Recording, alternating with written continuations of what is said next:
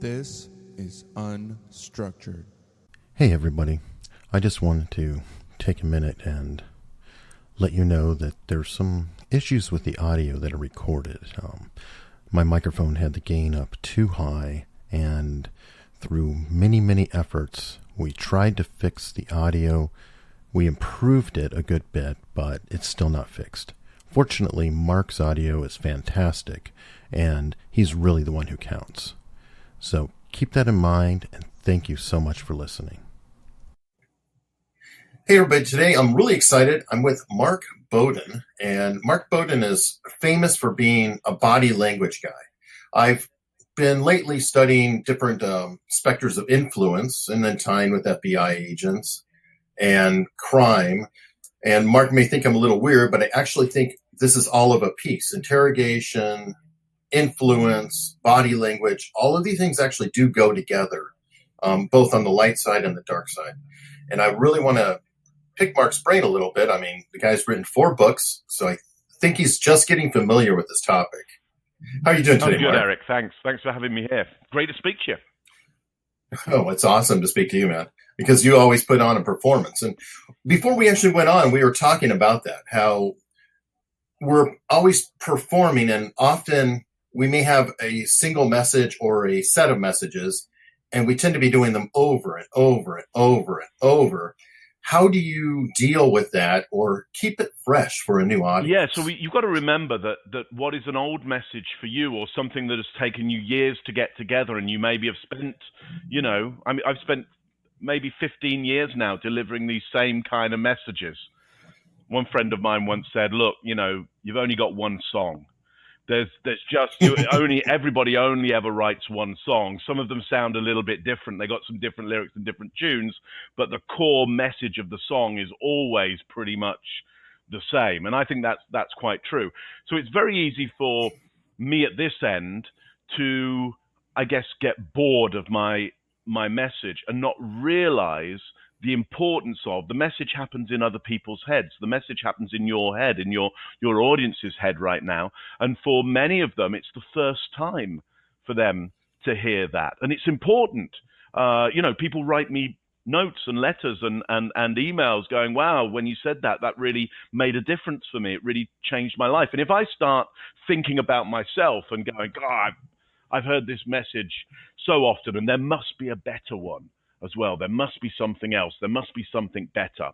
Well, essentially, I rob the audience of my one good song, which should be sung again and again and again and again, with that same freshness each time, because it is important and it can make things a whole lot different and a whole lot more positive for people.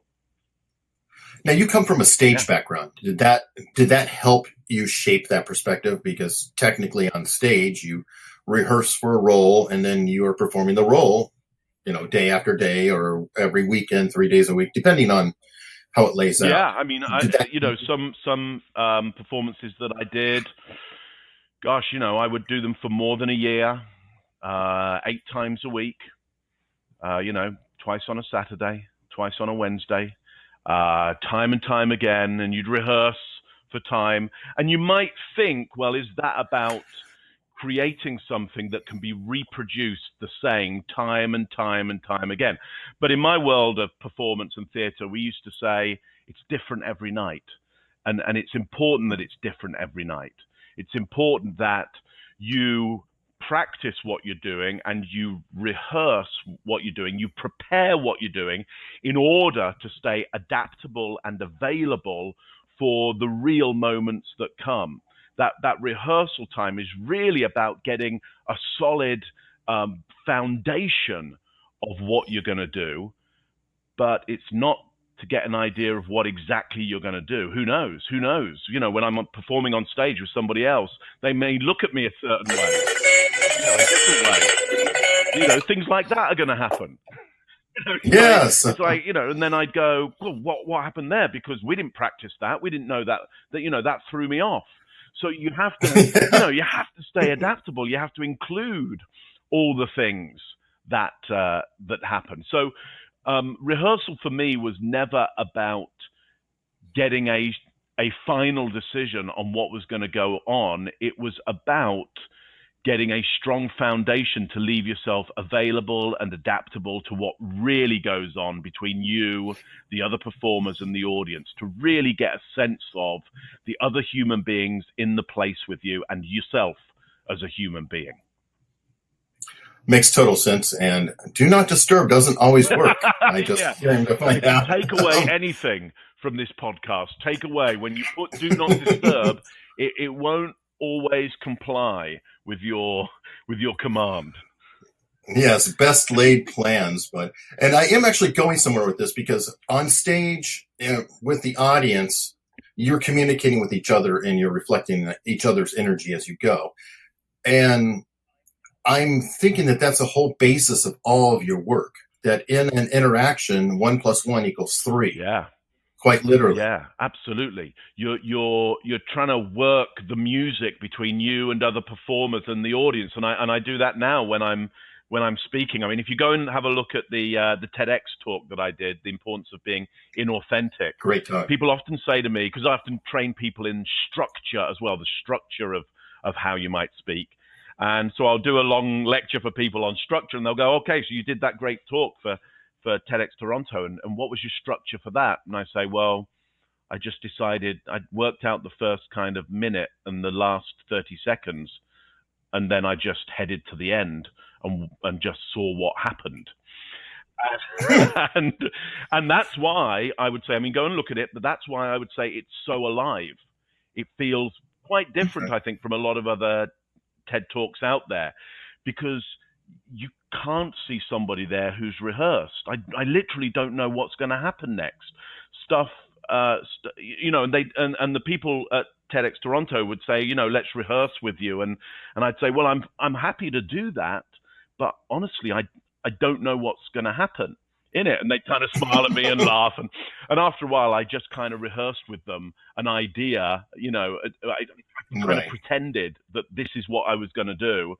And then I just walked on and started talking, but that's the great, I guess, risk and the great benefit of, I would say, trying to be an artist on stage, especially when I'm speaking, when I'm doing this work on body language, is to go, I'm going to take a lot of risks here, because the point of this art is to remind you that you're alive. The point of my speaking is to remind the audience that they're alive. Literally, that they start thinking about their body and thinking about their behavior and thinking about their communication. And they go, oh yeah, I'm not somebody just listening to stuff. I have an active part in the communication that I do.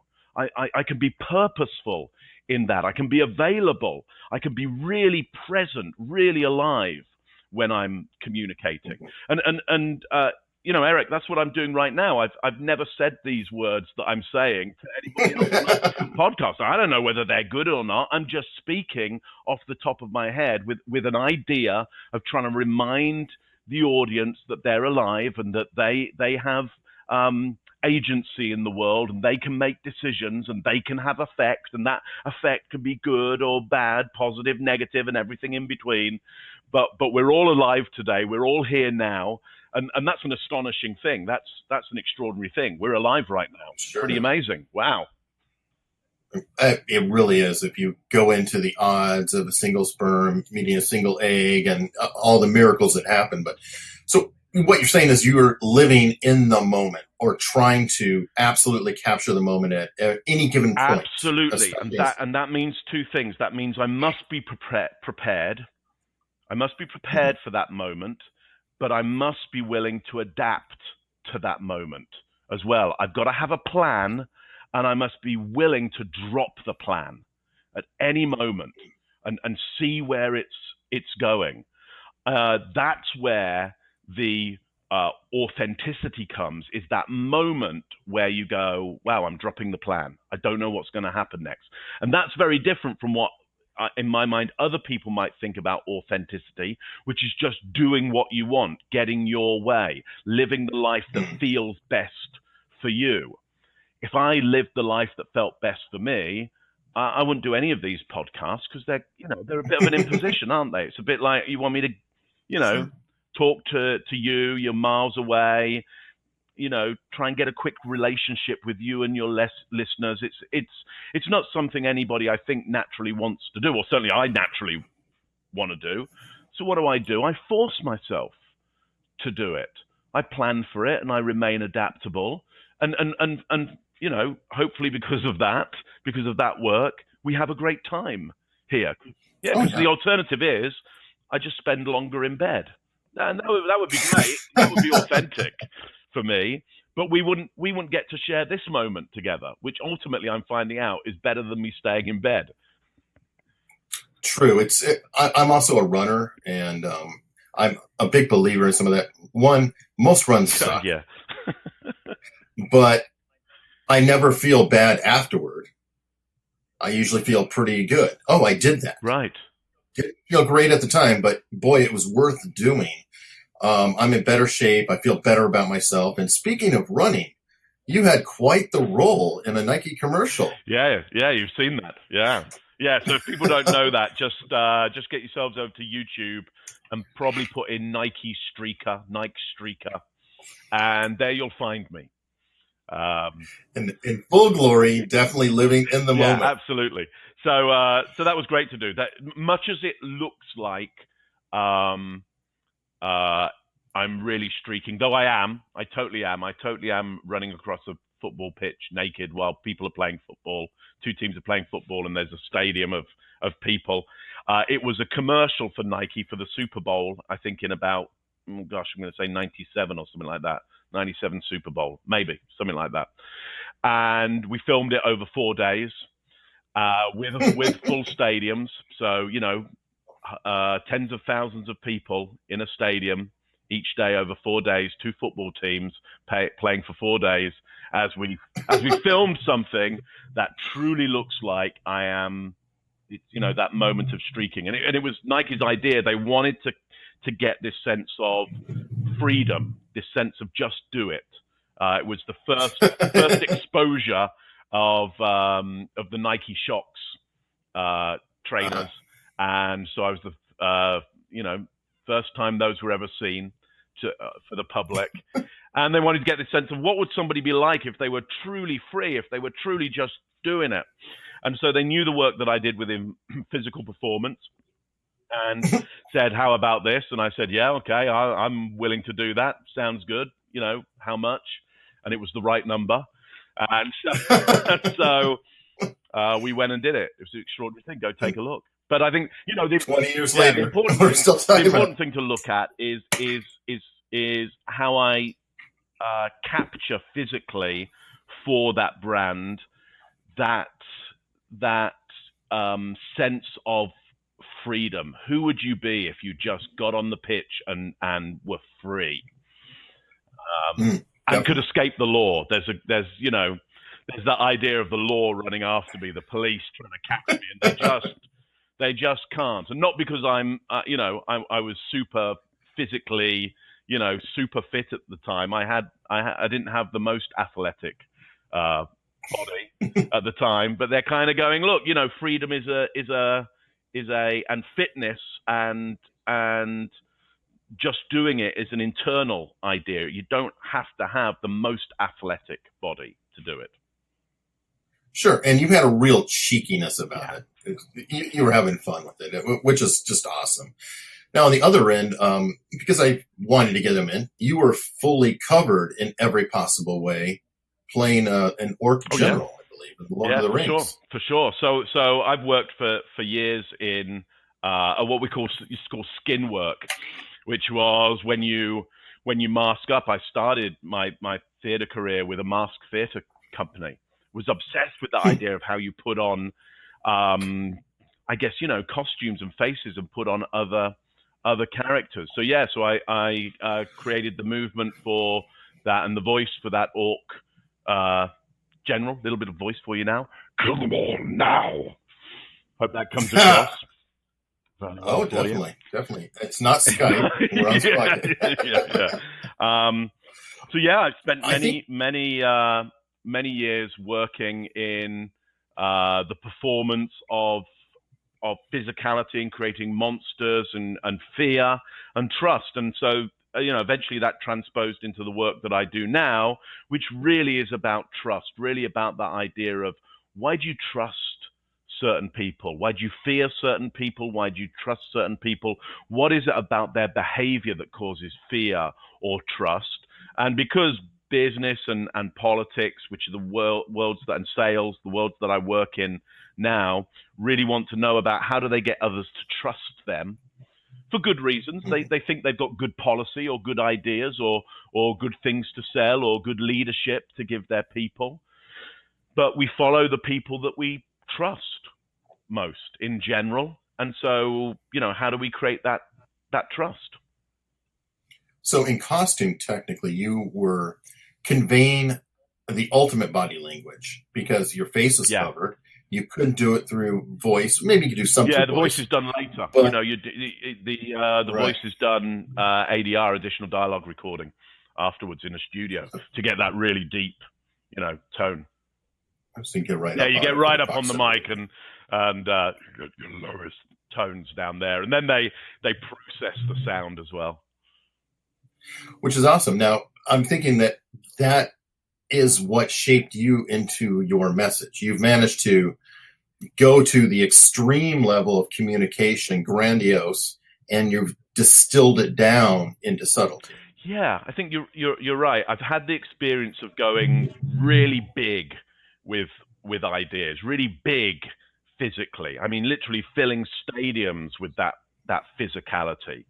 One of my mentors in visual physical theater, there are kind of two things that he would shout at you on stage, which was bigger, or do less. And so it became about these extremes of how big you can be and how subtle you can be. And I think when it comes to the nonverbal communication that influences and persuades, there's a huge amount of subtlety that you can use that has a massive effect. These little nudges that you can give a situation, but constant nudges that you can give a situation that trigger other people into being influenced and persuaded in the way that you need for them. Right. Have you read a lot of Robert Cialdini, for example? Or? Oh yeah, of course. Okay. Yeah. I mean, that back in the day, that was the real Bible. It was an extraordinary book back in the day. Still a great book to read. I think there are other great books out there. There's a lot. I mean, just as the internet has come about, just the proliferation of data, information, and help that you can get. Of course, sorting it is tricky, but there's so much out there. But if you've already got a good sorting mechanism, there's some great stuff out there. Sure, read Cialdini, great stuff. Read my stuff. I've been following a guy, Chase Hughes, who I met. Chase. So I met Chase for dinner just recently. We had a great dinner together. Nice. Yeah. He's a local. Okay, cool. Well, great book, extraordinary book in that he's taken some of the work that you'd have to wade through thick book, heavy book after heavy book to try and find the nugget in there. and he's really extracted some great nuggets of influence and persuasion. He's expanded them and adapted them into some even more powerful and simple ideas and techniques. And he's created models as well. I've got it back here. Hang on there a second. Yes. So his behavioral table of elements. I was going to ask you about that. I was going to mention it off the side. I didn't know you knew him, but that's fantastic because I wanted to get into that, how we have a tendency to misread people. Yeah. Like if somebody is sitting with their legs crossed, they're actually relaxed. Right. Not closed off. It's the reverse. It could mean so because many if things. A predator came in. It could mean so many things. What's great about Chase's table is not only does it use, of course, this periodic table science metaphor And I think what he's Right. doing by that is going, look, guys, this is quite complicated. This is quite complex, and no one element will give you a key to anything. Right. But if you put the elements together, you might create something that's more compound, and you can start to make decisions from more compound ideas. Now, of course, to put those elements together to make a compound, you're going to have to study. It's going to take more time. You're going to have to think about it carefully. And so I think, just as I've been trying to do, and many of the other really good body language writers out there, and there are some great writers out there, and there's some stuff out there which I don't think is so great, okay? And I think what those of us that are doing, that are good around this area, we're saying, look, it's a beautiful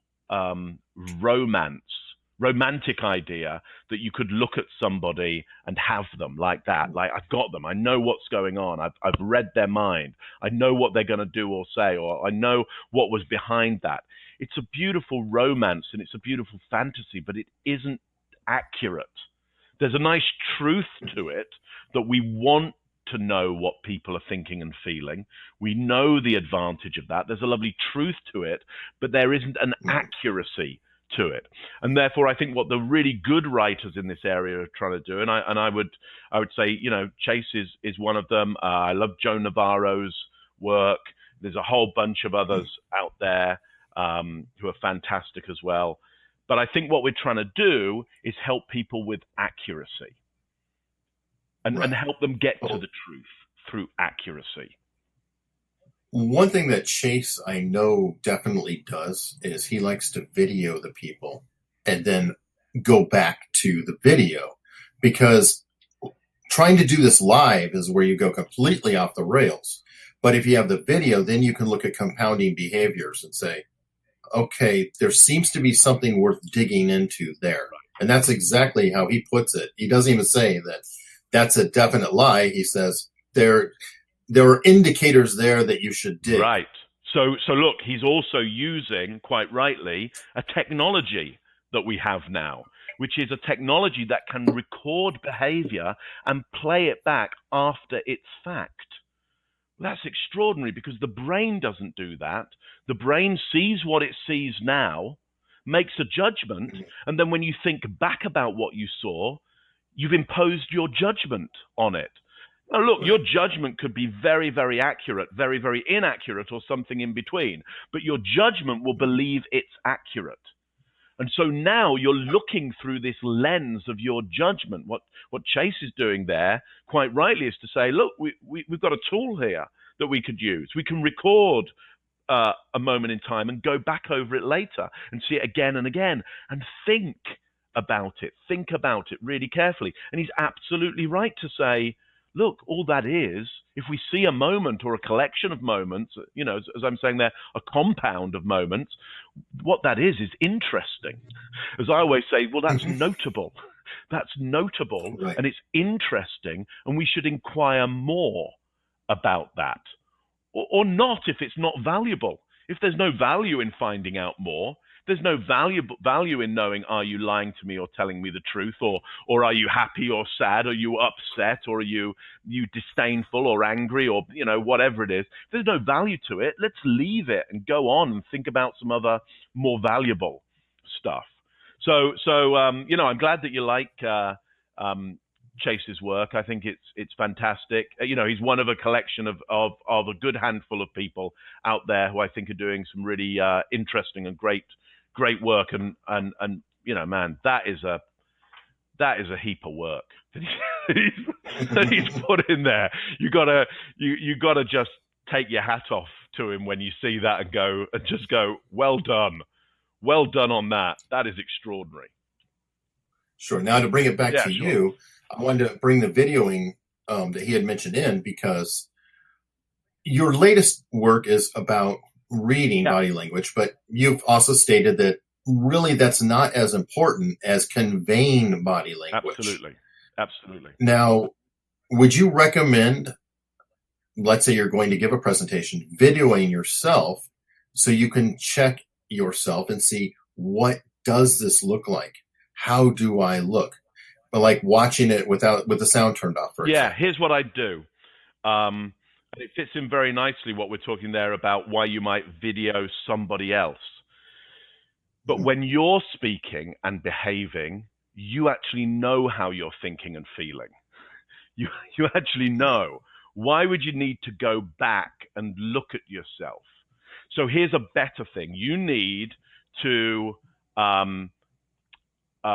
perform in front of somebody else, somebody you trust. This is a better way of doing it. Perform in somebody you trust. Perform in front of somebody you trust, and allow them to stop you when you're really interesting, or when you're really disengaging, or you look disengaged, and go, "Hey, I'm lost here.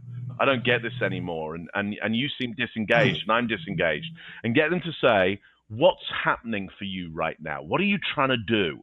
Because if they stop you in that moment, you're able to go, "Oh, okay. Well, I'm trying to do X. I'm trying to do this," and they might go, "Yeah, well, that's not working. That's not working because I'm not getting it." And they might be able to go, "Look, why don't you try and do this, or keep trying to talk to me? You've stopped talking to me. I lost you for a moment. Get back with talking to me." And that might be able to trigger you into going, "Okay, it's about my conversation with you, not my conversation with the material that I have." So my preference is to work in that real live moment with somebody else that you trust, in order to get a better idea of how you're coming across right now, because then you can get in touch with your conscious and unconscious and get a sense of, look, what am I trying to achieve right now? And is it working? And what else could I do to do a better job? Or if I'm doing a great job, let me just continue doing that. Hope that makes sense to you. Perfect sense. So they help you with your blind spots. Yeah. And it also, I'm kind of a believer in the whole, if you paint a painting, you may think it means one thing, but it really means whatever the audience member thinks it means. And when artists get really good, what they wanted the audience to think and feel, the painting triggers the audience to think and feel that. When the artist is not so good, the artist might say things like, the viewer might go, "Well, I think it's about X and it makes me feel like this." And the artist might think, "Oh gosh, I'm not even sure what it is meant to make people think and feel, but whatever you want." Well, I don't think that's ever been a really solid argument around what the relationship between the artist and the audience is. I don't think it's a whatever you want relationship. Some other artists might disagree with me on that, and I'd be totally happy to argue till the cows come home on that, because otherwise you're just leaving it up to chance. Like it's that point where you go, well, a child or a monkey doing this. Look at this brilliant child artist, and there's no monkey artists, by the way. There aren't any. But there are some brilliant child artists because they know what they want to get across. And there's some bad child artists as well, and there's some bad adult artists because they don't know what they want to get across. They haven't got the technique and the ability to do it, and they're then going, well, it's just chaos. It's just whatever the audience want to make of it. For me, that's not good enough. Right. And when you're working with a friend, they may help you actually figure out what your message is. Because I imagine you aren't always, I listen to a lot of comedians and they have to work their material. They don't just come out, with these brilliant jokes overnight. They have to go out there in front of an audience and work it and work the crowd night after night. Why didn't that work? Why didn't this work? And what you're describing kind of makes me think that maybe, in fact, what you are doing too, because you say something meaning this, but the person hears something else or feels something else. You step back and go, well, yeah, actually, I did trigger that.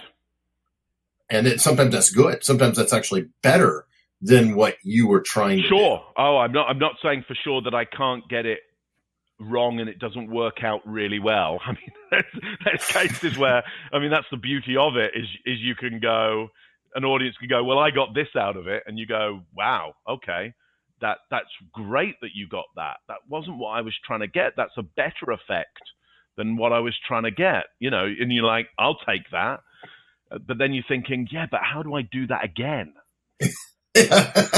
How did I get that? Otherwise, a monkey could do it. A monkey could get the same arbitrary result, good arbitrary result.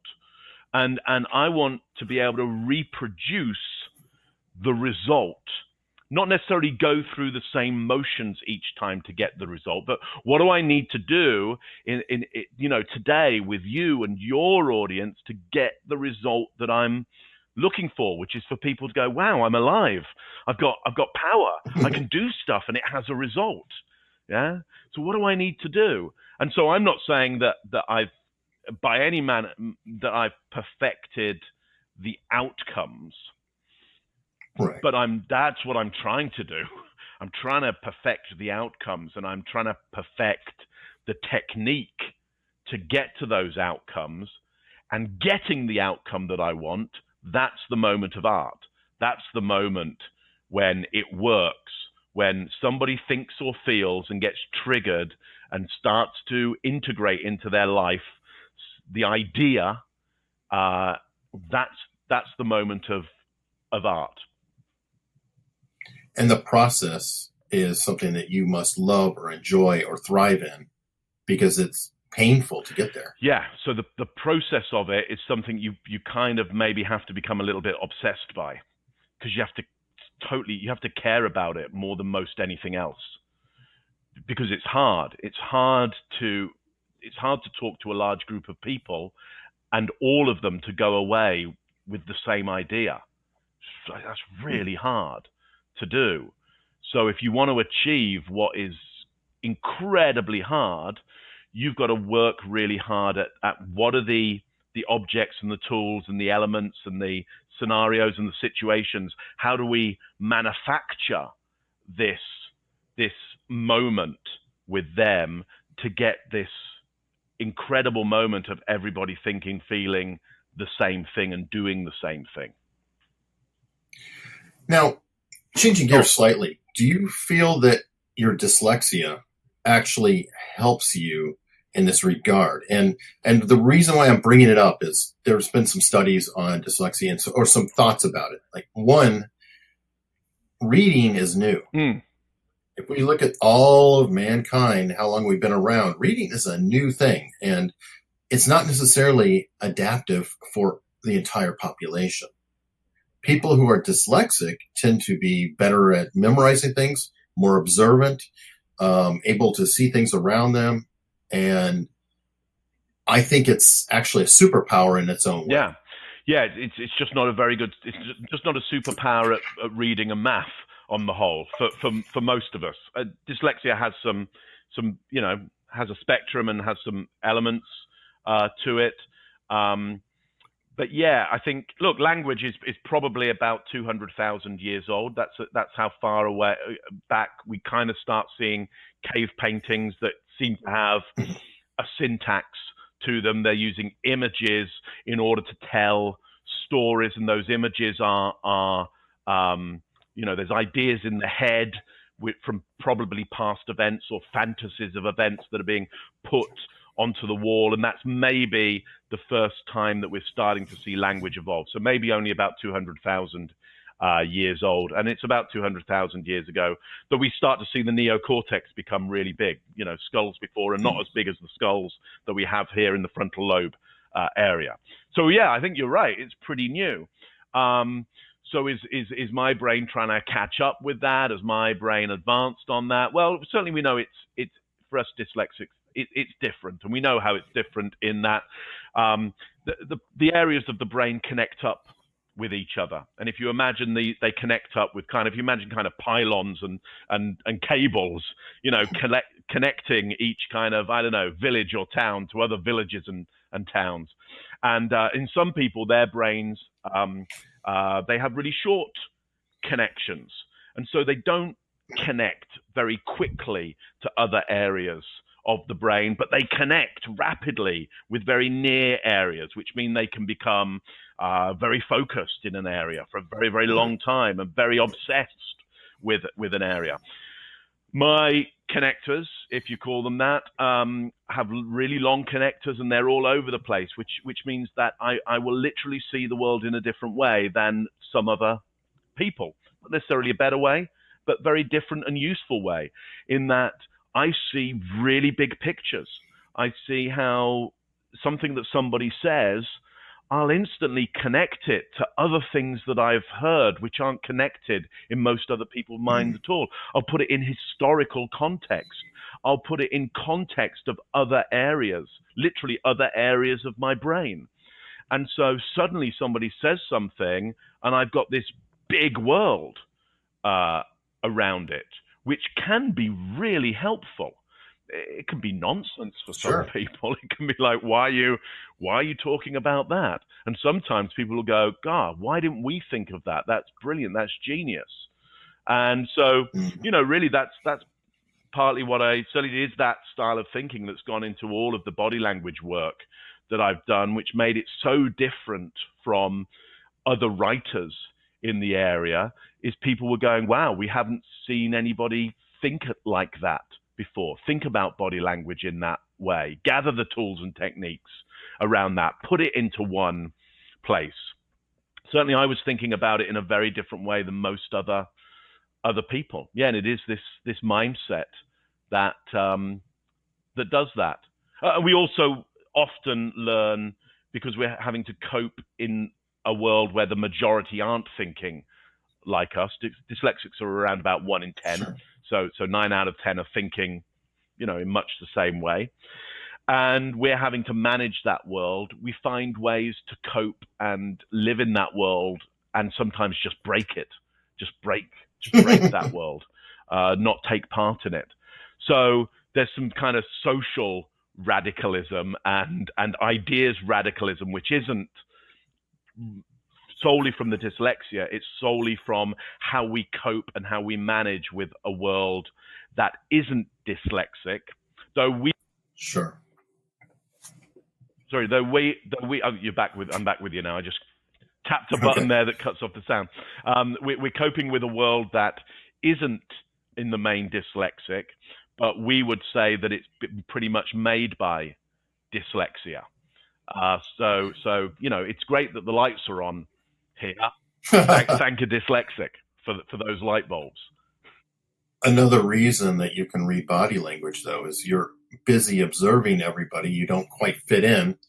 So you have to observe the patterns of people around you and say, okay, how do I fit in? And I hate to say it's a little like a psychopath, but it is kind of in that same spectrum. Yeah, well, we're all on that spectrum somewhere. We're all on the psychopathic spectrum somewhere. Just some of us know it and some of us don't know it, and we're really high on that spectrum, and that can cause a lot of issues and a lot of problems. But yes, I do love and gravitate towards observing the visual images around me, for sure. And yes, it most likely does have a great deal to do with I wasn't good at school with reading or writing stuff, or just getting stuff down on paper. It just doesn't come out like it's in my head. And my ideas will often be radically different from other people's ideas, but they can't make it onto paper really well, which is frustrating, very frustrating. Is that why you have a co-author to help with refining your message or translating your message? Yeah, so certainly Tracy Thompson, who co-authored Truth and Lies, What People Are Really Thinking, the fourth book. She's co-author on that. She absolutely helped on all the others. Isn't down as a co-author, but absolutely I need Tracy in order to number one, she comes up with fantastic ideas of her own and formats for the book, and certainly the format of Truth and Lies is this idea of writing stories about behavior, and then us taking apart those stories about behavior in a critical thinking way. Because really, to your point about a book on reading body language. Truth and Lies is actually really a book on critical thinking disguised as a book on reading body language.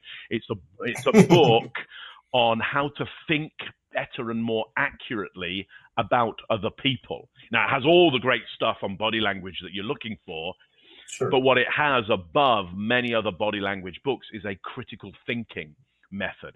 Same method that they would use in FBI or CIA, anywhere where they're trying to think really carefully about people and get more accurate. It's that critical thinking, Socratic thinking methodology. So Tracy came up with that story format around that. So I wouldn't want to say that she is there to, check my spelling, and it's way more than that. But it is really important for me to have somebody who can look at my work and manage the frustration of reading what I've written, and manage me and my frustration around not being understood. Because I guarantee you, Eric, even with spell check, even with technology, Sure. when you read back what I've first written, you look at it and you just go, what is this? What are you? Tracy will literally say, what are you saying? And I'm thinking, it's obvious. It's obvious. And I'll say, well, I'm saying this. And she'll say, yeah, but that's not what it says. That isn't what it says. Mhm. And so there's this second process of trying to get to what I was actually trying to say. It's very frustrating for everybody. Will you be releasing the book as an audiobook as well to help those who struggle with the reading? Like you would think I should think carefully about that, shouldn't you? We will get there. We'll get there. Just wanted to point out maybe a little bit of a factor that could be of use. Yeah, that's very useful. That's very useful. Yeah, gosh, yeah, we will get there. We need to. The book's been out in written form for about not quite a year now, maybe about 8 months.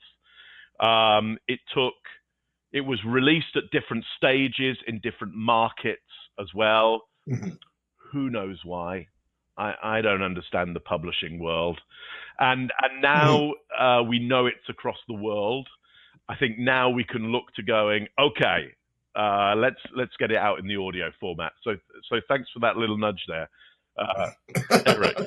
Next time, if we do this again in another 6 months or a year, what I want is for you to go, hey, so I listened to the audio. Exactly. Version. Because I'm actually listening to the audio of your third book. Okay, great. Yeah, Sure. yeah. Which isn't me; it's somebody else. That. I wish you picked a Brit. Yeah. That was the one thing that's a little. It was just there. It was just there. Sure. It's just like, and there's the audio book. It's like, wow, I didn't nobody talked to me about that. Okay. And I'm also thinking you're a performer, but then I imagine that reading it back to speak might be difficult. Man, that'd be hard work. Reading my own stuff. Just reading's hard. Just reading is hard. Because I don't really read books. I kind of, it's odd. I kind of look at them. I used to think I was a really good reader, because I could read very, very quickly. And now over time, I've realized I'm not actually reading. I'm looking at it. I'm picking up words, and then I'm making up what I think it's talking about. Yeah, so I'll read books that other people are reading, and they'll go, so what do you think of the book? And I'll go, well, it was great how it's talking about this and this and this. And they'll go, what? Where did you read that bit? I'm like, well, no, that's what I got from it. And they'll go, wow, that's pretty amazing. And I'm just, I'm just deciding in my mind what I think the books are about, I think, a lot of the time, because it's a bit painful to read. Reading aloud, it's just, though I can do it, just the mental gymnastics that's going on, Sure. the hard work that's going on. I think that's what you often need to understand, if you want to, about some dyslexics, is they don't look like dyslexics. because they're reading. Yeah, they're reading and they're writing, and they can be reading and writing quite well. It's just what you're not seeing is the huge effort that's going in underneath that. The stress and pressure that's going in underneath that, and they're not allowing you to see that. They don't want people to see how they're working. Sure. What for others is just you pick up something and read it and that's it. For some dyslexics, it's like heavy lifting. It's like doing a marathon, but they just don't, they're not showing you that they're running for 20 odd miles. It is a fascinating condition. And I'm of the mindset that everything is there for a reason. And it's actually very adaptable and useful. Kind of like you've professed, there is no bad body language. There's only a message that you may or may not intend to convey. Put, yeah. So everything's there for a reason. Yeah, I don't know about that. I mean, well, I think you can make reasons, and we make reasons out of everything. I don't think having dyslexia is particularly reasonable. I don't think it's reasonable at all. If I could not have it, I would, because I can't even do left and right. So I don't know left. If you tell me, hey, turn left, it's a 50-50 gamble. Hold up your hand. It's an L. Yeah, no, people say this all the time. Those are exactly the same for me. Are they? Exactly the same. I don't know. I don't know. Still don't know which one is the L. So, people do that one all the time, and I think, you know what? I'm pretty smart. Do you think I'd not have worked that one out already? Oh, good point. But I'm almost. I like 50. the. Do you think I wonder if that? I think what people are maybe doing, and no bad intention about it, is they think that a dyslexic would go, oh, good, yeah. Oh, that's brilliant. Oh, that is brilliant. Why didn't anybody tell me that? That's like, I've had that since I was a kid. It's a good message, though. I've had that since I was a kid. People going, well, just do that. It's like, or write it on your hands. Write the L and the R on your hands. It's like, it's the same L and R. It doesn't make any difference. I can't read letters. Well, you could put a dot on the one and just say, okay, there is something visible on the one, but it's not on the other. So that's. Oh, okay. But then somebody would have to say to me, turn to dot. Yeah? Okay. That's okay. Like, yeah, no, I could totally do that. So we would need, so the rest of the world works with left and right. Just so you know. So change the language. I could become dictator of the whole of the world and go, we've got dot, not dot. Okay? Well, I think you're headed there. that's what you need to understand is that's the world we live in. The world we live in is a world of left and right, and it's been made by the majority of the population whose brains do left and right. Good on you. You're the majority. You rule.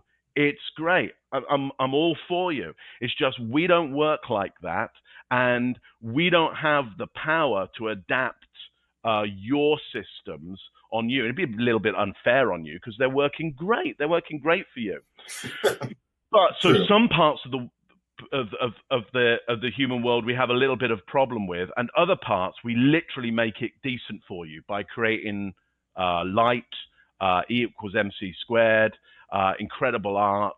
One of us just put their people carrier up into space. Richard Branson went up into space today, and so he's doing some groundbreaking stuff in that area. Marie Curie was pretty helpful as well. There's a lot of this world made by dyslexia. You're welcome, everybody. Thank you. I speak for everybody. I'll use the royal we as an American, or me. Yeah. Or what is it? No, yeah, the royal we. We thank you. Yeah, perfect. Well, perfect. While we're working out how the rest of the world can benefit by dyslexia or suffer it, where can people find you? Yeah, sure. So get over to truthplane.com, TRUTHPLANE, truthplane.com. Get over there. You'll find me there. You'll find all the books there. You'll find video training there. You'll find my keynotes over there. Just hang around over there. Or if you can't remember Truth Plane, Mark Bowden, just put that in, Google that, and up I'll come. And he's not the author of Not Black the Hawk author Down. of Black Hawk Down. That can cause problems sometimes. I've had TV shows ring me up and go, "Could you come and talk on the current terrorist threat?"